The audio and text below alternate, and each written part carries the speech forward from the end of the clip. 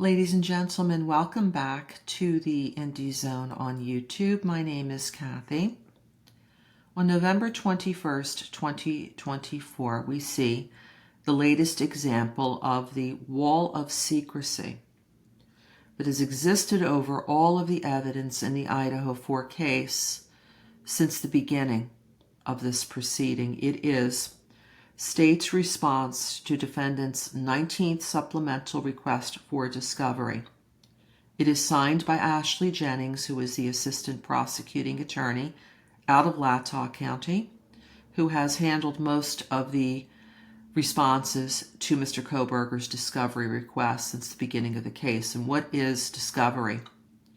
Discovery is the process by which a criminal defendant, here Mr. Kohberger, goes to the state and submits a request for discovery, and typically what is asked for would be evidence, photographs, letters, correspondence, interviews, transcripts, video, so forth and so on, that the defendant who has been charged with a crime believes that the state of Idaho has in its possession, in its custody, or in its control, the defense needs or is asking for to prepare for the defense of his or her case.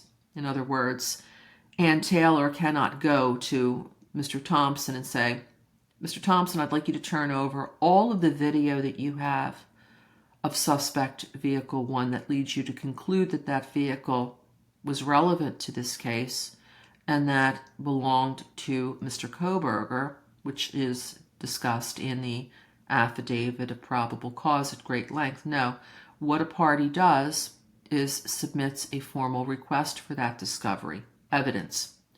So here we see, comes now the state of Idaho by and through the Latah County prosecuting attorney and submits Exhibit 1, filed under seal. Under seal means it is not on the public docket. It is private. It is going from the state to the defense only, their eyes only. The public has no knowledge of what's being produced here in Exhibit 1. So again, comes now the state of Idaho by and through the Latah County prosecuting attorney and submits Exhibit 1, filed under seal, in response to defendant's 19th supplemental request for discovery, filed on November 13th, 2024, also under seal, ladies and gentlemen. That's not noted here, but if you were to go to the docket, you will see that this 19th supplemental request for discovery is also not on the docket. Or what is a request, but the exhibit that contains the information requested for, that's what's private. That is what is being withheld from the public. And secondly, when it says here 19th supplemental, it's not that Mr. Kohberger is going back 19 times and asking for the same thing. These are presumably, or they should be, different things that are being asked for. The state incorporates the following responses as fully set forth at this point. And what you will see on the first, or the first line of this, which is the last line of page 1, state's response to request for discovery, filed on January 23rd, 2023. And for the next 2 full pages, spilling over onto the final page, is a recitation of everything that's been produced. Everything that's been produced. The state's first response to the first supplemental request for discovery all the way through the 18th, everything like the 19th is under seal. All of the requests are under seal. All of the responses are under seal. What does that mean? The public has been kept out of the loop since January of 2023. What Mr. Kohberger has asked for that he thinks is relevant to his case, evidence that the state has in its possession, custody, or control, and what the state has responded to. Any of the objections, any of the responses, the documents, the photographs, the things, the letters, correspondences, emails, interviews, transcripts, everything is under seal. So now we have a situation where these horrible crimes occurred at 1122 King Road over 2 years ago. Mr. Kohberger was arrested and has been the only person ever arrested in this case almost 2 years ago. And here we stand, recording this, it's the end of November 2024. The public has not seen one full discovery request. The public has not seen one full discovery response. The public has been told this information needs to be under seal because it will guarantee Mr. Kohberger's right to a fair trial, which he absolutely has that right.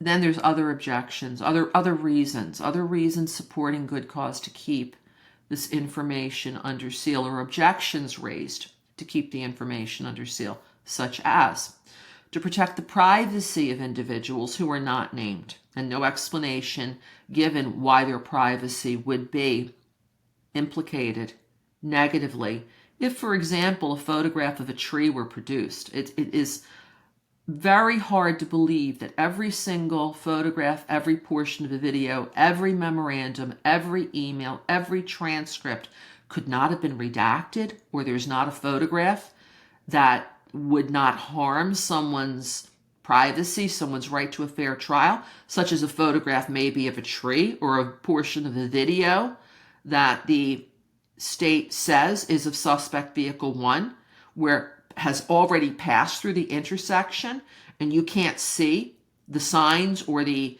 other cars that might have been in the video at that time that's not suspect vehicle 1, or as I've said before, a photograph of a tree, of a garbage can, something. All of this has been withheld. A memorandum couldn't have been redacted to at least just give you the date that it was sent and some information, dear such and such, redact the name. That couldn't have been produced. I'm very concerned, and I continue to be concerned, that at this point of the proceedings, there is an iron wall over all of the evidence. The public has no real guarantees, no real good faith belief to know that Mr. Kohberger is the sole and the correct defendant in this case, because all of the evidence has been under this impenetrable wall of secrecy. And again, I give my opinion here under the First Amendment to the United States Constitution, freedom of speech and of the press, but I also give my opinion that this is a very dangerous precedent.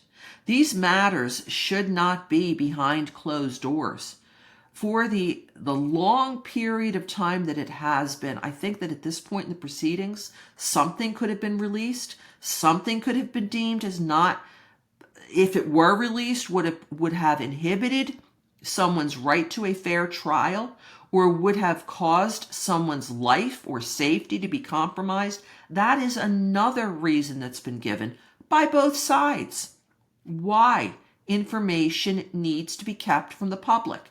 That someone, and we don't know who that someone is, and by the way, it's individuals, plural, life or safety could be in danger. How could this be possible? Mr. Kohberger is not given day passes from the Latah County or the Ada County Jail, where he has been held now since September, to go out and effectuate any revenge. So how is anyone's life or safety going to be compromised if the information is published?